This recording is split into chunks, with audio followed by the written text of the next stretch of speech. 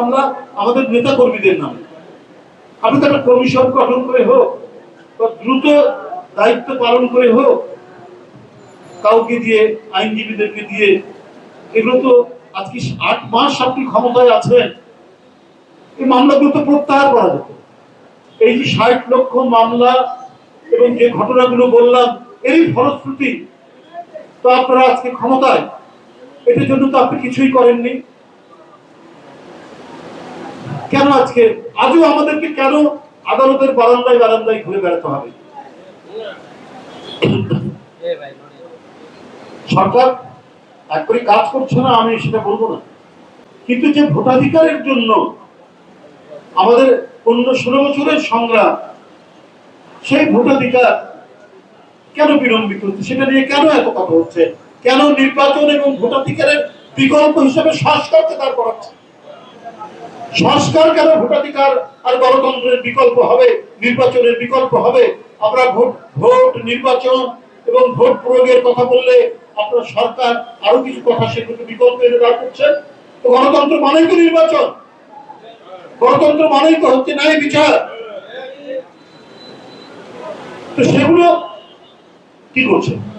প্রয়োজনীয় সংস্কার বিএনপি তো বলেছে বারবার, আপনি বিভিন্ন কমিশন গঠন করেছেন, তারপরে সেগুলো নিয়ে আলোচনা চলছে, আমাদের রাজনৈতিক দলগুলোর সাথেও বৈঠক হচ্ছে, বৈঠক তো শেষ পর্যায়ে যায়। কিন্তু এই ডিসেম্বর জুনের এক ধরনের দোলনার মধ্যে কেন দুলছে বাংলাদেশের নির্বাচনী ওয়াদা? সরকারের নির্বাচনী ওয়াদা ডিসেম্বর আর জানুয়ারির মধ্যে এই যে পেন্ডুলামের মতো দোল খাচ্ছে, এটা কেন? এটা তো অন্তর্বর্তীকালীন সরকারকে তো এটা তো জবাব দেওয়া দরকার। দেশটি একেবারে মানে সোনায় সোহাগা হয়ে গেছে। মানুষের বাড়িতে বাড়িতে ওয়াসার পানির বদলে সেখানে দুধ বয়ে যাচ্ছে, এমন তো নয়। এমন কি হয়েছে? তা তো হয়নি। অনেক জিনিস অনেক দাম দিয়ে কিনতে হচ্ছে। দুর্নীতি যে একেবারে মুক্ত হয়েছে তা নয়।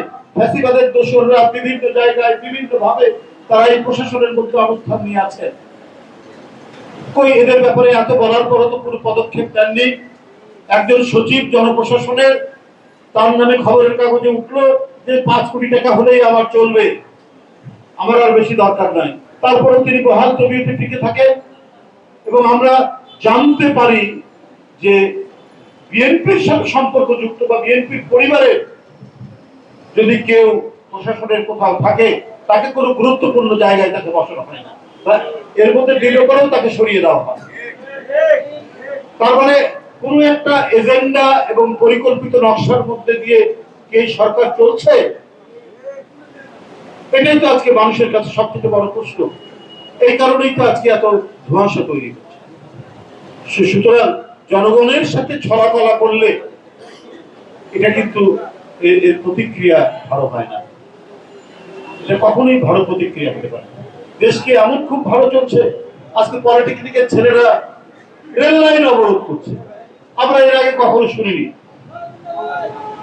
যে কোনো ইনস্টিটিউশনের ছেলেরা তারা তাদের ইনস্টিটিউশনে স্ট্রাইক করে, তাদের দাবি দেওয়া নিয়ে আন্দোলন করে, রেল লাইন অবরোধ। আর যে পলিটেকনিকের সাথে রেল লাইন নাই সেখানে তারা সড়ক অবরোধ করে। মানুষের প্রত্যাশা তো অনেক বেশি, মানে একটা ভয়ঙ্কর দৈত্য সুলভ এক রাক্ষসী ফ্যাসিবাদের পতনের পর একটা দায়িত্বশীল সরকার সব জায়গায় থাকে। এটা আজকে সবারই কথা। যে ডিসি কি বলি, এখানে বৈষম্য বিরোধী ছেলেরা আমাদেরকে এটা বলে গেছে, এখানে বৈষম্য বিরোধী ছেলেরা বলেছে এই কাজ করা যাবে, এই কাজ করা যাবে না। এটা তো একটা ফাংশনাল গভর্নমেন্ট হতে পারে না। সরকার জবাবদেহি হবে যদি পার্লামেন্ট নাই জনগণের সেন্টিমেন্টের কাছে। কারণ বৈষম্য বিরোধী ছাত্রদের অবদানকে আমরা স্বীকার করি, কিন্তু এইটা যদি এরকম হয় যে তাদের কথাই প্রশাসন চলবে, সমস্ত সরকারি কর্মকাণ্ড হবে, এইটাকে বলবে নৈরাজ্য। এটা যে দেশে নৈরাজ্য চলে সেই দেশে এই ধরনের ঘটনা হয়। এই নৈরাজ্য কেন হবে? কে ভালো? অবশ্যই রাজনৈতিক দলগুলো প্রশাসনের সাথে কথা বলতে হয়, কাজ করতে হয়, যেতে হয়। অধিকাংশ জেলার প্রেসিডেন্ট সেক্রেটারি হয় অ্যাডভোকেট অথবা যে কোনো পেশায় থাকতে পারে। নানা বিষয় নিয়ে মিটিং নিয়ে, জনসভা নিয়ে কোথায় করলে ভালো হয় না হয়, এটা তো স্থানীয় প্রশাসনের সাথে কথা বলতেই হয়। বিসিএসপি বলে না, এখানে তো বৈষম্য বিরোধী ছাত্ররা বলে গেছে এইভাবে করা। আরে তাহলে আপনার জনপ্রশাসন কেন? আপনাদের আপনাদের ক্লায়েন্ট হচ্ছে রাজনৈতিক দলগুলো। রাজনৈতিক দলগুলোর সাথে আপনাদের আলাপ আলোচনা হবে, কথাবার্তা হবে, তারা রাজনৈতিক কর্মসূচি পালন করবে। আপনারা শান্তি শৃঙ্খলার জন্য রাজনৈতিক দলগুলোর সাথে আপনারা কথা বলবেন যে দেখেন এই এই জায়গায় সমস্যা হচ্ছে আপনারা। সেক্ষেত্রে ছাত্র নেতাদের সাথেও যে কথা বলা যাবে না তা তো কথা বলা যাবে, কিন্তু তারা যদি ডিক্টেট করে প্রশাসন, তাহলে সেটাকে বলবে তো নৈরাজ্য। এটা হবে কেন? এটা তো হওয়ার কথা না। আমি শুনেছি প্রতিটা মিনিস্ট্রিতে নাকি করে একটা করে কমিটি আছে। তো এই যে 15-16 বছরের আন্দোলন, আমরা তো চেয়েছি একটা অবাধ সুষ্ঠু নির্বাচন, আমরা চেয়েছি আমাদের ভোটাধিকার নিশ্চিত করা, আমরা চেয়েছি আইনের শাসন নিশ্চিত করা। আমি যদি আজকে কোনো বিপদে পড়ি, আমি আদালতে গিয়ে ন্যায় বিচার পাবো।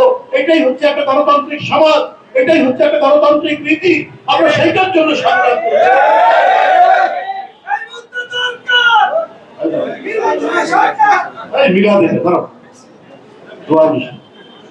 সুতরাং সেই জায়গাটাকে নিশ্চিত করার দরকার অন্তর্বর্তীকালীন সরকার। যাই হোক, আজকে যার জন্য এই আয়োজন, আমি আর কথা বাড়াতে চাই না। আমরা আল্লাহর কাছে কায় মনোবাক্যে এটাই প্রার্থনা করব, আল্লাহ তাআলা যেন আমাদের প্রিয় নেতা ইলিয়াস আলীকে আমাদের কাছে যারা যেখানেই গুম করে রেখেছে তাদের কাছ থেকে উদ্ধার করে তার পরিবারের কাছে, দলের কাছে যেন ফিরিয়ে দেয়। এটাই হচ্ছে আমাদের প্রার্থনা।